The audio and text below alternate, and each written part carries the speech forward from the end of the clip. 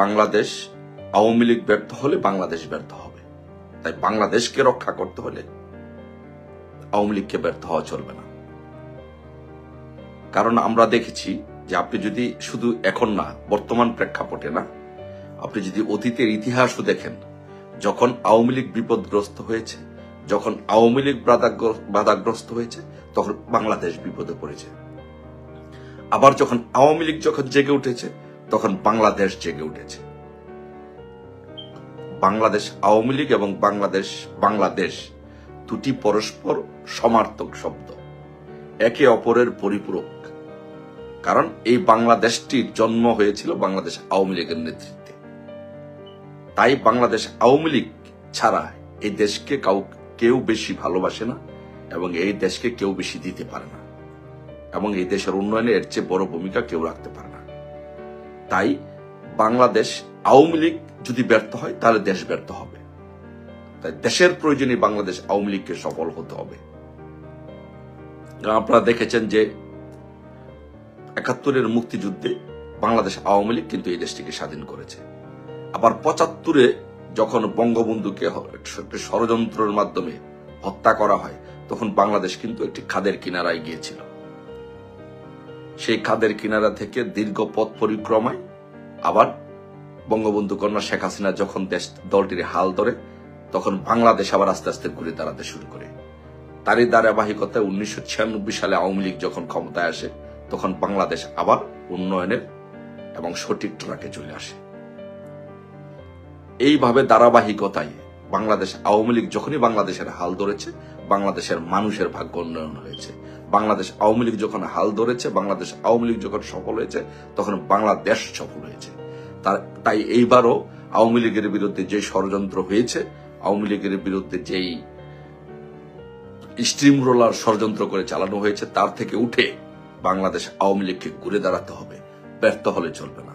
আর বাংলাদেশকে রক্ষা করতে হলে অবশ্যই আমি এদেশের জনগণকে বলবো, ছাত্র জনতা, কৃষক, শ্রমিক, মেহনতি মানুষ, পেশাজীবী মানুষ, বুদ্ধিজীবী মানুষ, সংস্কৃতি মনা মানুষ, সকলকে বলবো, আপনারা যদি দেশকে বাঁচাতে চান তাহলে আওয়ামী লীগকে বাঁচাতে হবে, আওয়ামী লীগের পতাকা তলে আসতে হবে, আওয়ামী লীগকে ঐক্যবদ্ধ করতে হবে, আওয়ামী লীগকে সহযোগিতা করতে হবে।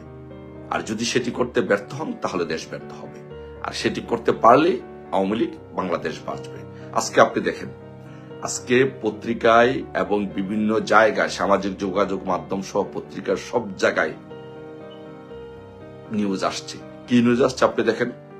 শুধু গত ২৪ ঘন্টার একটা ডাটা ফেসবুকে সহ বিভিন্ন সামাজিক যোগাযোগ মাধ্যম এবং পত্রিকা, অনলাইন চ্যানেল সহ বিভিন্ন গণমাধ্যম এইগুলো প্রচার করেছে যে শুধু গত ২৪ ঘন্টায় বাংলাদেশে যা হয়েছে, এই ৭১-এর মতো বিভৎস ঘটনার দিকে চলে যাচ্ছে।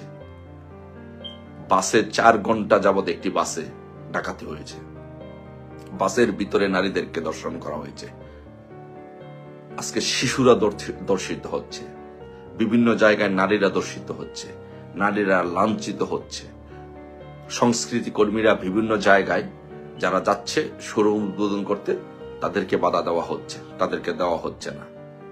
আজকে শহীদ মিনারে ফুল দিতে দেওয়া হচ্ছে না, শহীদ মিনার ভেঙ্গে দেওয়া হচ্ছে, গুড়িয়ে দেওয়া হচ্ছে। বাউল আব্দুর রশিদ সরকারের, যিনি একজন প্রখ্যাত সাধক এবং বাউল, তার উরুসের মধ্যে হামলা করে তার যেই ভক্তবৃন্দ আছে তাদেরকে আহত করা হয়েছে, তাদেরকে রক্তাক্ত করা হয়েছে। আজকে বাংলাদেশের ২৪ ঘন্টায় অনেক জায়গায় ডাকাতি হয়েছে, ছিনতাই হয়েছে, চাপাতি দিয়ে কোবানো হয়েছে, নারীরা ধর্ষিত হচ্ছে। এই কি বাংলাদেশ? বাংলাদেশ কেমন ছিল শুধু একবার একটু চিন্তা করে দেখেন। গত শেখ হাসিনার ১৫টি বছরের শাসন আমলে, ১৬টি বছর শাসন আমলে বাংলাদেশ কেমন ছিল? বাংলাদেশ কোথায় ছিল?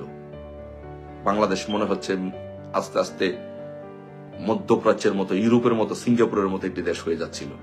আজকে সেই বাংলাদেশটি আজকে কোথায় গিয়েছে? আজকে সেই বাংলাদেশটা আজকে খাদের কিনারায় চলে গিয়েছে। আজকে তালেবান আফগানিস্তানের চেয়ে তো ভয়াবহ পরিণতির দিকে যাচ্ছে এই বাংলাদেশ। তাই আমি বলবো, বাংলাদেশ আওয়ামী লীগকে বলবো, বাংলাদেশ আওয়ামী লীগকে অবশ্যই জেগে উঠতে হবে। বাংলাদেশ আওয়ামী লীগকে ব্যর্থ হলে চলবে না। বাংলাদেশ আওয়ামী লীগকে অবশ্যই বাংলাদেশকে রক্ষা করতে হবে, নেতৃত্ব দিতে হবে। তাই শুধু বাংলাদেশ আওয়ামী লীগের নেতা কর্মী না বা সহযোগী অঙ্গ সংগঠনের নেতা কর্মী না, আমি বলবো বাংলাদেশের প্রত্যেকটি আপামার জনসাধারণকে, প্রত্যেকটি জনগণকে আজকে এগিয়ে আসতে হবে এই বাংলাদেশকে রক্ষা করার জন্য। আর সেই জন্য বাংলাদেশ আওয়ামী লীগকে অবশ্যই এর নেতৃত্ব দিতে হবে এই বাংলাদেশ রক্ষা করার জন্য। নয়তো এই বাংলাদেশ থাকবে না। আজকে কোথায় হচ্ছে দেখছেন যে প্রতিটি বিশ্ববিদ্যালয় ক্যাম্পাসে আজকে মৌলবাদীরা আজকে মাথা চারা দিয়ে উঠছে। 21শে ফেব্রুয়ারিতে স্টলে হামলা হচ্ছে, মাজারগুলোতে হামলা হচ্ছে।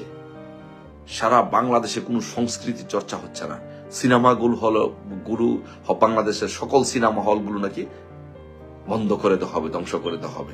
বাংলাদেশের সকল ভাস্কর্য ভেঙে দেওয়া হবে। বাংলাদেশে কোনো মাজার থাকবে না, বাংলাদেশে কোনো অলিয়া উলিয়ার স্মৃতি থাকবে না, স্থাপনা থাকবে না। বাংলাদেশে কেউ বাউল গান করতে পারবে না, বাংলাদেশে কেউ কোনো সংস্কৃতি চর্চা করতে পারবে না। কোথায় যাচ্ছে এই বাংলাদেশ? নারীদেরকে যেইভাবে আজকে ধর্ষণ করা হচ্ছে, বাংলাদেশকে আমি কি বলবো এই বাংলাদেশ নিয়ে এমন বাংলাদেশ তো আমরা চাইনি। তাই আমি সবাইকে বলবো, প্লিজ আসুন সকলে ঐক্যবদ্ধভাবে আওয়ামী লীগের নেতৃত্বে এই বাংলাদেশকে রক্ষা করি। আর আওয়ামী লীগের নেতা কর্মীদেরকে সবাইকে বলবো, মনোবল ভাঙলে চলবে না, মনোবল হারালে চলবে না। আমাদের উচিত আমাদেরকে সকলের মনোবল নিয়ে, সাহস নিয়ে এই অপশক্তির বিরুদ্ধে লড়াই করে আমাদের বাংলাদেশকে রক্ষা করা, আমাদের বাংলাদেশকে আবারও সেই উন্নয়নের ট্র্যাকে নিয়ে আসা, সেটা আমাদের দায়িত্ব, সকলের দায়িত্ব। আর আমরা যদি সেই মনোবল হারিয়ে ফেলি, বাংলাদেশ আওয়ামী লীগ যদি ব্যর্থ হয়, তাহলে বাংলাদেশ ব্যর্থ হবে। আসুন ইনশাল্লাহ সকলে মিলে আবারও একটি যুদ্ধ করে এই মৌলবাদীদের পরাজিত করে বাংলাদেশ থেকে এই সৎখুর মহাজন ইউনূসকে, ফ্যাসিস্টকে পরাজিত করে বাংলাদেশে আবারও গণতন্ত্রের দ্বারা ফিরিয়ে আনি। সবাই ভালো থাকবেন। জয় বাংলা, জয় বঙ্গবন্ধু, শেখ হাসিনাতে আস্থা। সো গলাটা একটু ভাঙ্গা, বিকজ 21শে ফেব্রুয়ারিতে স্লোগান দিতে গিয়ে শহীদ মিনারে গলাটা ভেঙে গেছে, তাই সবার কাছে দুঃখিত। আজকে আলোচনার হেডলাইন দিয়েছি যে বাংলাদেশ আওয়ামী লীগ ব্যর্থ হলে বাংলাদেশ ব্যর্থ হবে।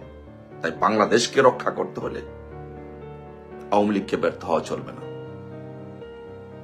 কারণ আমরা দেখেছি যে আপনি যদি শুধু এখন না, বর্তমান প্রেক্ষাপটে না, আপনি যদি অতীতের ইতিহাসও দেখেন, যখন আওয়ামী লীগ বিপদগ্রস্ত হয়েছে, যখন আওয়ামী লীগ বাধাগ্রস্ত হয়েছে,